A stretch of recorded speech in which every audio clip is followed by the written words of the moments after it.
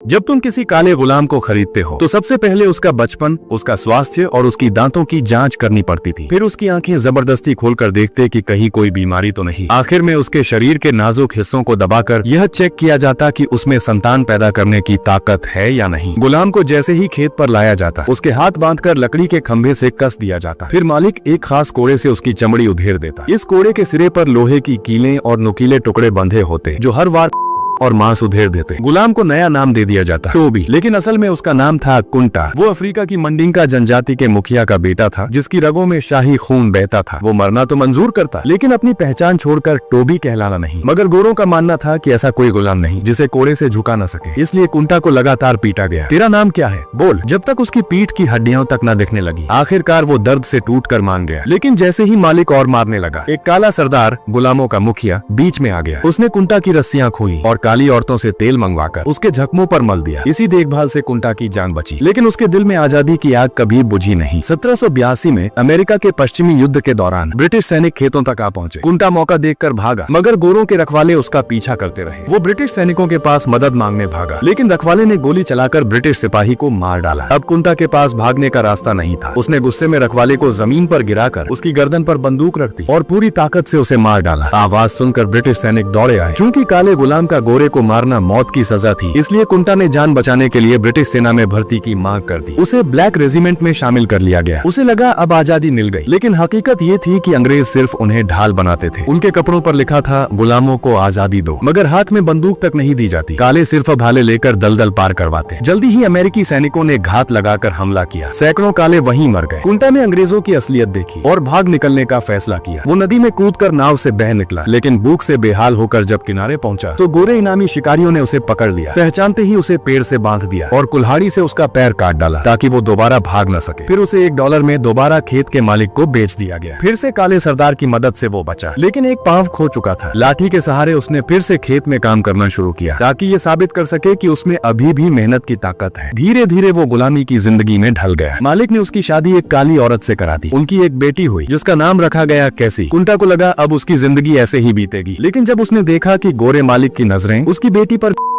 तो उसने ठान लिया कि बेटी को हर हाल में आजाद कराएगा। उसने बेटी को भागने की ट्रेनिंग देना शुरू की, लेकिन भागने का प्लान बनने से पहले ही मालिक ने नकली कागज पकड़ लिया। गुस्से में उसने कैसी को बाजार ले जाकर किसी और खेत में बेच दिया। कुंटा सारी जिंदगी गुलाम ही रहा और आखिर तक अपने अफ्रीका लौटने का सपना अधूरा रह गया। उसके लिए आजादी सिर्फ एक सपना रही जिसे वो खुली आंखों से भी कभी देख नहीं पाया।